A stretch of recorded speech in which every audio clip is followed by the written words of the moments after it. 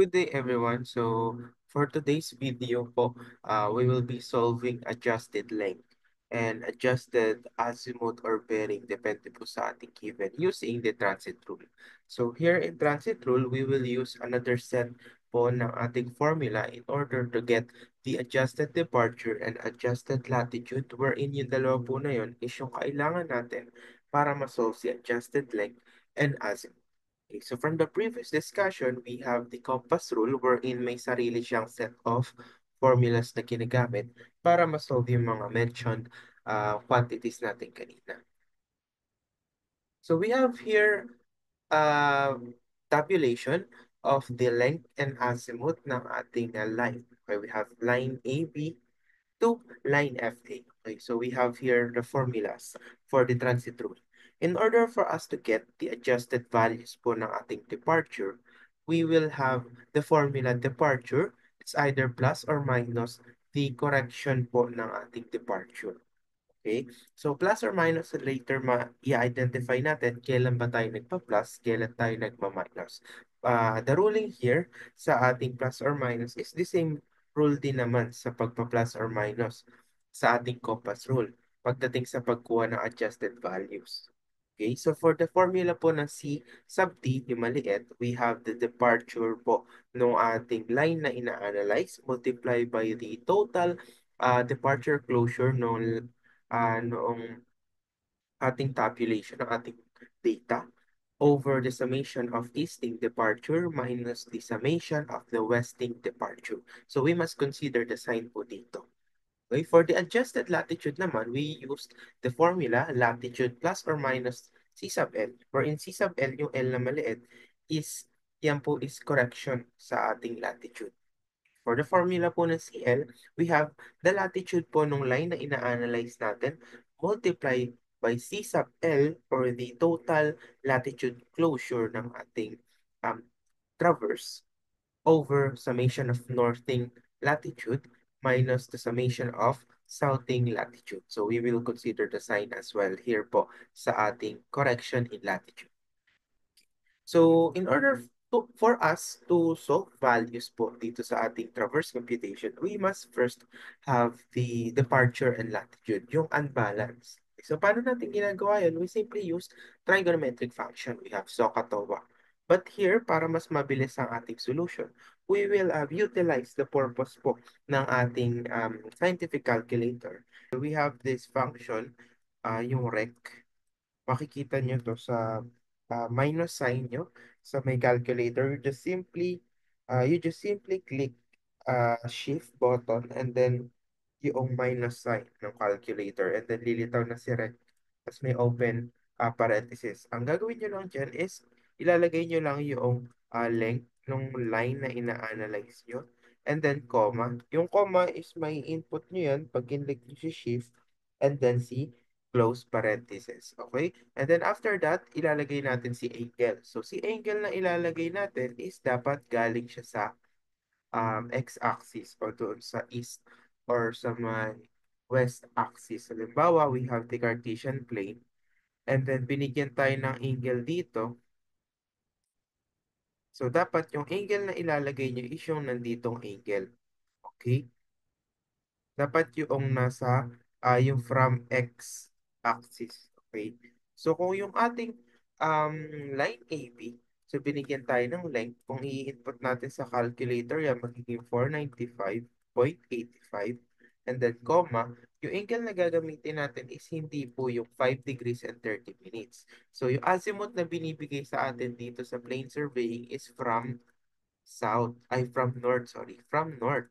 So, yung ating angle is galing dito sa ating y-axis. But since ang kailangan natin is angle from the x-axis, ang gagawin lang natin is, ito type natin sa calculus, 90 degrees minus yung ating 5 degrees and 30 minutes. So, pag minus natin si 5 degrees 30 minutes sa 90, ito lang yung lilitaw na angle. Okay, so pag in-input natin yan, ang magiging values natin pagdating sa ating unbalanced departure and latitude ay 47.53 para sa ating departure. Positive agad yung ibibigay ni calculator dyan. So 47.53 0.525 para 3 decimal tayo. 525. And then for the latitude, binigyan tayo ng positive din, 493. 93.567. So ituloy lang natin yung process na to, yung rect, tapos yung length, tapos yung angle from the x-axis para makompleto natin yung unbalanced departure and latitude. Okay, so now we completed the values of the unbalanced departure and unbalanced latitude. So next po nito is kukunin lang natin yung summation ng ating easting and then summation ng ating westing. Ganon din sa ating northings and ating southings po. Okay? So i-add lang natin lahat yan. So magkakaroon tayo ng values for each direction. And take note dun sa ating paggamit ng ating rec, yung binibigay sa ating values ng ating calculator is laging positive. So, paano natin ma-identify if magne-negative po ba yung departure or yung latitude natin? So, depende. So, halimbawa, azimuth yung binigay sa atin. So, isipin natin, saan bang quadrant magpo-fall yung ating azimuth? So, katulad ng halimbawa ng ating 5 degrees 30 minutes, magfo-fall yan automatically sa ating first quadrant. So alam natin na mula north, clockwise, magfo-fall siya sa first quadrant. But how about, halimbawa, dito sa ating 263 degrees and 44 minutes? So iikot yan from north and then magfo-fall siya sa ating third quadrant. So lalagpas siya ng 180 pero hindi siya papasok sa 270. So hanggang dito lang siya sa third quadrant. So sa third quadrant, alam natin yung ating x and y axis. Yung x-axis niya is negative dahil papunta sa kaliwa. And then yung kanyang y value o yung latitude is papunta sa baba, which is negative value po ng y. Kaya negative yung ating departure and latitude pagdating sa ating line F. So, ganun-ganun lang natin siya i-identify kung saan magpo-fall. Just make sure na ilalagay nating angle po is laging galing sa x-axis. Okay. So, now we have the four values ng ating departure and latitude, kung positive or negative siya. So, after that, we get the value po ng ating CD o yung ating total latitude closure and departure closure. So, yung CD natin, makukuha natin sa summation of easting plus summation of westing. So, we have 1670.352 plus negative 165.279 is equal to, we have 18.073 meters for our total departure closure. And for our total latitude closure, we just simply get the summation of northings plus the summation of southings. We have 1461.29 plus negative 144, 1,444.473, and we will have 16.817 meters. So now we have CD and CL. Now let's proceed sa pagkuha po ng ating correction, yung CD and CL. Kaya lang pwede naman natin gawin, mag-direct na po tayo sa ating um, adjusted departure and adjusted latitude na solution. So kumbaga, dire-diretso na po, hindi na hiwa-hiwalay po. So for the uh,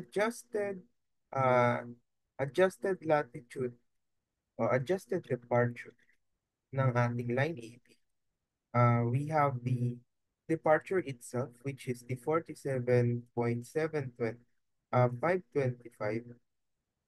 So malalaman natin kung plus or minus yan kapag mas magiging plus po yung ating operation dito if mas malaki po yung numerical value ng ating negative. Okay, so check natin dito sa easting and westing pagdating sa departure.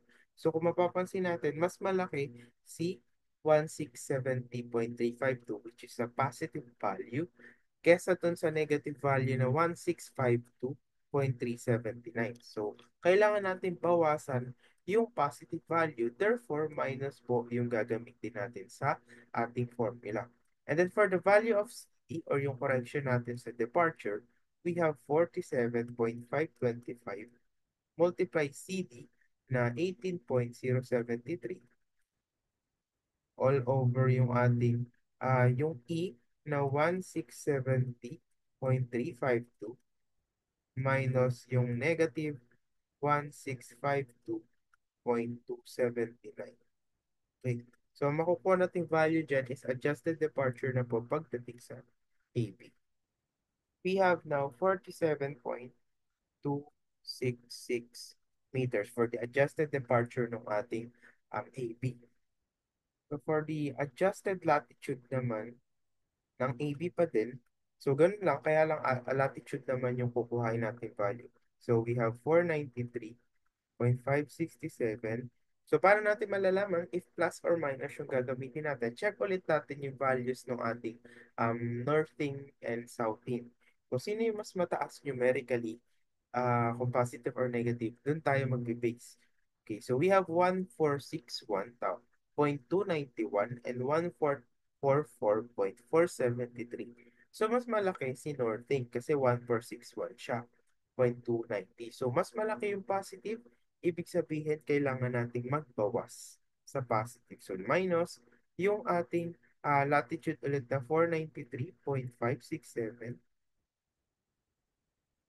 times yung CL natin na 16.817 over yung ating 1461.290 minus yung ating negative 144.473. Okay, so kunin lang natin yung value natin yan using our calculators. So here in our value po, no? So we now have the adjusted departure and adjusted latitude. Okay, so pwede nating ituloy-tuloy ito sa ating solution. But para mas mabilis, I will just provide po yung ating adjusted departure and adjusted latitude sa kada line po ng ating traverse na ina-analyze. So, reminder lang po, kapag nagsasubstitute tayo ng values ng departure po dito sa latitude, always make sure na ginagamit po natin yung kanilang positive or negative sign. So, kapag nag-fall po yung ating unbalanced departure na gagamitin sa easting, so of course, positive po siya. And if westings naman po siya nag-fall, negative value po yung ating isa-substitute dito sa nakabilog na quantities. Okay, so make sure na ina-adapt natin yung calculator, yung sign para tama po yung ating maging sagot. So now we have the values po ng ating adjusted or balanced departure and latitude using the transit rule. So ano na next natin gagawin? So we have to check our values kung tama ba yung mga na-solve natin. So para malaman if tama or if balanced na ba talaga, we just get the sum po ng ating easting, westing, northing, and southings. Okay, so as you can see, yung ating values po sa easting and westing is parehas na po, isang positive and negative. So, pag pinag-add natin sila para kuhain si total departure closure, so magsisiro na po siya. Pati sa ating latitude, nag-equal na yung ating value. At pag pinag-add natin sila para kunin si total latitude closure, is zero na lang po yung makukuha natin na value. So therefore, yung ating traverse po is adjusted or balanced na. So ano bang next natin na gagawin po dyan? So after that, nakuha na natin si adjusted departure, si adjusted latitude. Ngayon, kunin naman natin yung ating adjusted length and adjusted bearing or azimuth ng ating traverse. Okay, so baka may magtatanong, Sir, bakit yung ating unbalance yung sinolve natin 3 decimal places? Bakit pagdating sa adjusted or balance po, biglang naging 2 decimal places? So okay lang naman yan. Just make sure na consistent tayo sa mga solution natin. Okay, pero ang advice ko, if nasimulan niyo na 3 decimal places, so hanggang dulo na po, 3 decimal places. Nagkataon lang na yung nagawa kong solution is naka 2 decimal places. But the answer will be almost the same. Okay, so meron ng discrepancy na maliit. So, hindi naman ganun ka-crucial yung discrepancy na yun. Well, anyway, let's proceed po sa ating adjusted length kung paano natin kinukuha. So, adjusted length can be solved using yung adjusted departure and latitude. So, ang gagamitin lang natin dito is yung ating Pythagorean theorem. Okay, so meron tayong sabihin natin, adjusted length. Okay, so adjusted length will be equal to yung ating square root ng ating departure and then squared plus squared ng ating latitude. So, ganun lang. So, makukuha na natin si adjusted length. For adjusted azimuth, so tingnan natin based sa drawing kung paano ba natin sila makukuha yung value. Equal to or equal sa square root ng ating adjusted departure but squared and then plus the adjusted latitude squared. So, doon muna tayo sa AB. So, kung adjusted departure natin is square natin for AB, lagay natin is 47.27 but squared plus yung latitude niya ay squared din, 490.71 squared.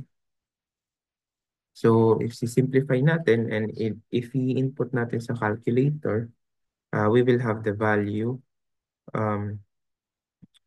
Okay, so pwede natin gamitin dito two decimal places since yan din yung nakalagay dito sa ating adjusted departure and latitude. So pwede din namang three decimal places. Just make sure na binasa natin mabuti yung ating instruction. Okay, so sa discrepancy naman is hindi ganun kalaki yung ma-observe natin. So 0.1, ay 0.01, mga ganun lang naman yung difference niya. Just make sure na nabasa po natin ang ating instruction. Okay, so lagay natin sa table, we have 492.98 meters. Okay, so yung process natin ng pagkuha ng adjusted length, isulitin lang po natin hanggang dulo. Okay. Okay, so now we have the values po ng ating adjusted length using the adjusted departure and adjusted latitude. So para makuha natin yung ating azimuth, let's try to sketch yung ating kada line para mas masundan po natin yung pagkuha ng azimuth. So again, ang gagamitin natin dito is yung ating adjusted departure and latitude. Using the formula tangent theta or any symbol ng angle is equal to the departure or adjusted departure over the adjusted latitude. So, sulat lang natin. So, ito yung gagamitin nating formula. We have a tangent theta na lang, um, adjusted departure over adjusted latitude. Okay, so ito na lang yung gamitin natin na formula. Okay, so proceed tayo sa pagkuha ng ating azimuth. So, we have a 6 Cartesian plane dito. So, isa-isa, kunin natin yung ating azimuth. So, first, doon tayo sa AB. So, kunin natin yung ating adjusted departure and latitude. So, we have 47.27 for the adjusted departure and that's positive or yung east po natin. So, therefore, papunta sa ating, dito yung ating departure for AB. And then for latitude naman niya is north, yan ay positive. So, pataas po yan. Okay? So, ang ating line is magiging ganyan. Okay, so ayan yung ating AB. Ngayon, yung pag ginamit natin itong formula na tangent theta is equal to AD or yung adjusted departure over adjusted latitude. So, yung theta na nandun is ito yun. Okay, yan po yun. Okay, so for AB, yung ating theta, yan na din yung magiging azimuth natin based sa ating illustration.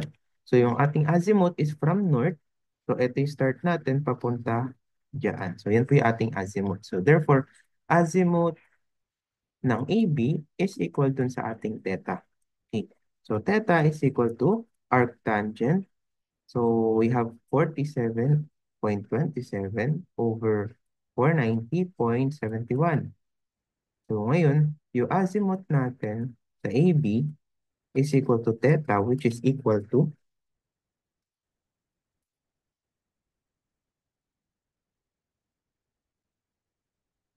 okay. So, we have 5 degrees, 30 minutes, and 8.33 seconds. Okay, sir, kailangan bang Okay lang po ba na may decimal yung seconds natin? Oo, okay lang naman. Actually, yung iba kasi na solution, actually ino-omit na to, inaalis na yan. Tapos ira-round up na lang yung minute value. Okay, so yung 30 yan, magiging 31 na. Or minsan naman, 30 lang yan. Hindi na sinasama si 8.33. Sir, hindi po ba yun malaki yung changes doon sa magiging sagot? So, hindi naman. Hindi naman masyadong malaki yung effect niya. So, po pwedeng ang discrepancy lang po niya is 0.01, 0.001, mga ganun lang, maliit lang po. Dahil seconds lang naman yan. So, i-adapt na lang natin yung buo na yan for the sake of this solution. Okay lang naman. Eh, sir, paano po sa quizzes? So sa quizzes naman natin, chinecheck ko na may solution nyo. So kung iba man yung nasa answer key ko dun sa sagot nyo, itatrack ko kung saan tayo nagkaroon ng changes and then i-check ko kung bakit. Okay, so i-consider ko naman na nakita ko naka-whole number kayo, ganyan. So i-check ko naman din po yan. Okay, so proceed tayo sa next line natin. We have BC. So we have east na departure. So, papunta ulit siya sa kanan. And then we have a latitude na papunta ulit sa north. So, pataas siyang ganyan. So, ito yung ating line BC. Okay? BC. So, same condition, same situation din siya nung line AB natin. So, ito rin yung magiging azimuth niya, which is yung theta na lang. Okay? From north. So, we have azimuth in BC is equal to theta na lang din. Wherein theta is arctangent po ng ating 608.90.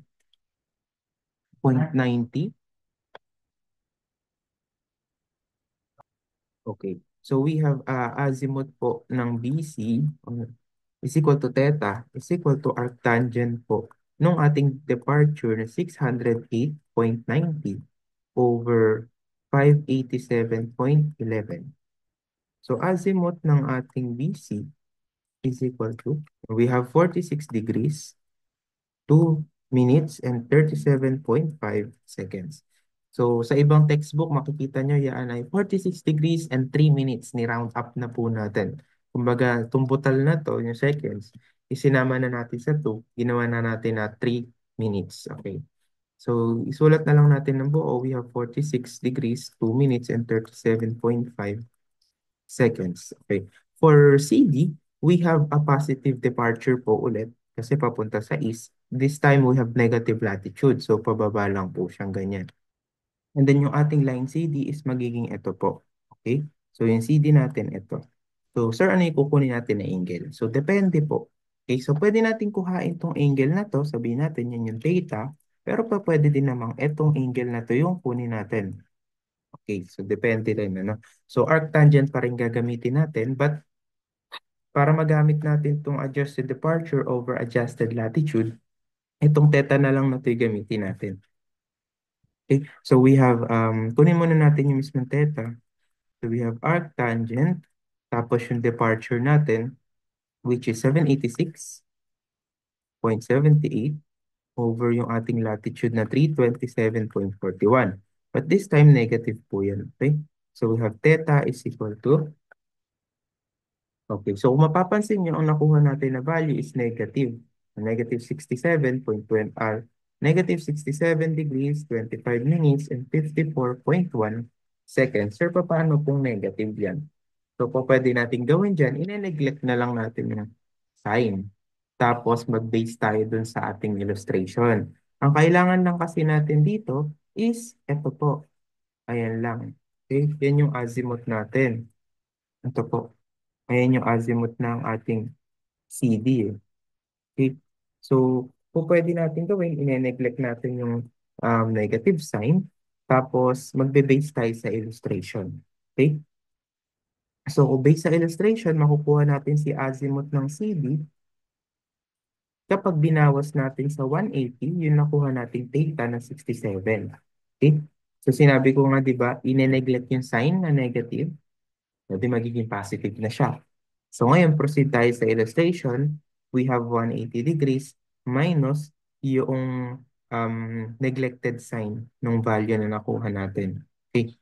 Nine-neglect lang natin yung negative sign. 54.1. Okay. So ito ay based sa illustration po. Ano? So we have 112 degrees and 34 minutes and 5.1 seconds.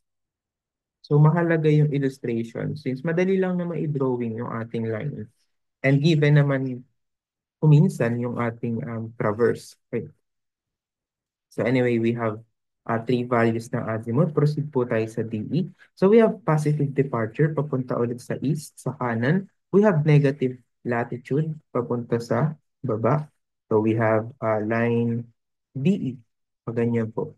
So ulitin lang natin yung ginawa natin sa CD. So kunin natin itong theta na to.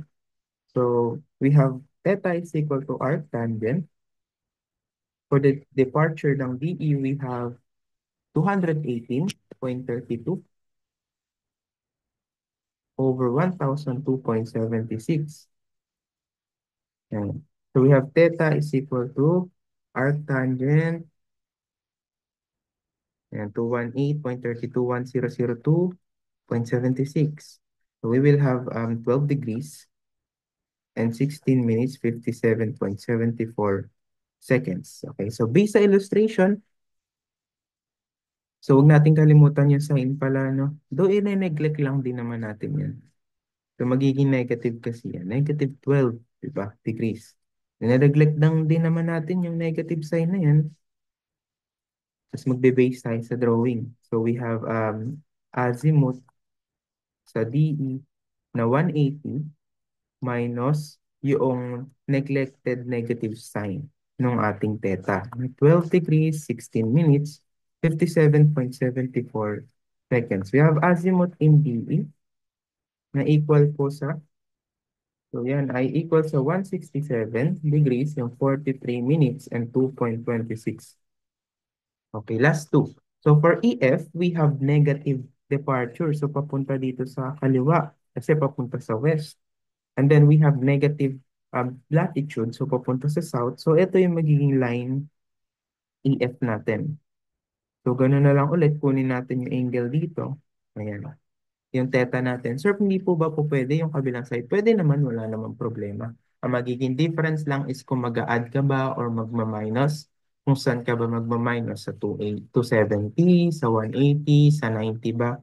It's all based sa ating illustration po. Ano? Na madali lang namang i-drawing. Okay? Anyway, ang azimuth natin dito sa EF is from north papunta sa ating line EF. Ayan. So, ito yung ating azimuth for EF. So, paano natin makukuha yan? Kunin muna natin si theta. We have arctangent. Ang departure po ng EF natin is negative 1116.62 over yung ating latitude na 122.66. So, yan ay parehas na negative. So, you have theta is equal to, so we have 83 degrees. Yung sa theta na maliit na yun. So we have 52.42 seconds. And then finally, yung ating azimuth ng EF. Ayan. So we have 180 na buo. Ayan, di ba? Tapos idagdag natin yung nakuha natin 83. So we have 180 plus yung nakuha nating buo. We have 263 degrees, 43 minutes, and 52.42 seconds. And for the last line, we have FA. So negative yung ating departure. Yan, pababa siya. Ay, papunta siya sa kaliwa. Pataas naman yung ating latitude since papunta daw sa north. And then, ito yung ating line FA. O, kunin na lang natin tong maliit na to. Sabihin natin yan yung theta natin. And for the azimuth ng ating FA, from north po, papunta dito. So, wag nyo isi-shortcut na sa kabila kayo dadaan, dito kayo dadaan. Iba po yun, mamamali kayo. Ang makukuha nyo doon is bearing. Okay? So, kunin muna ulit natin si theta. We have arctangent. Arctangent ng ating negative 544.65 over yung positive 375.01. And we have theta po na equal sa 55. So, nineglect ko na agad yung ating sign. Okay? Negative yan for sure. 4.57 seconds. So based sa illustration, makikita natin na yung azimuth sa FA is pwede natin makuha using 360 dahil isang buong ikot po. Ibabawas lang natin yung neglected negative sign value ng ating theta. We have 57, 27, and then 4.57. Ayan. So we have azimuth po in FA is equal to 304 degrees and 32 minutes and 55.43 seconds. So now we have completed po yung ating values and yun lang, ganun lang siya gamitin. Ganun lang gamitin yung ating transit rule which is another method kung paano po kumuha ng adjusted departure and adjusted latitude. Okay, and then eventually, ang kukunin naman natin is yung adjusted length kagaya ng ginawa natin dito and even the azimuth or bearing depende po sa nire-require ng ating problem. So I hope clear po yung ating discussion for this part ng ating module 12. So if you have questions or concerns, you may drop them sa ating group chat or you could just simply send me a personal or private message para ma-address po natin yung confusion sa ating topic. Okay. Thank you for listening and thank you for watching our lecture video for today.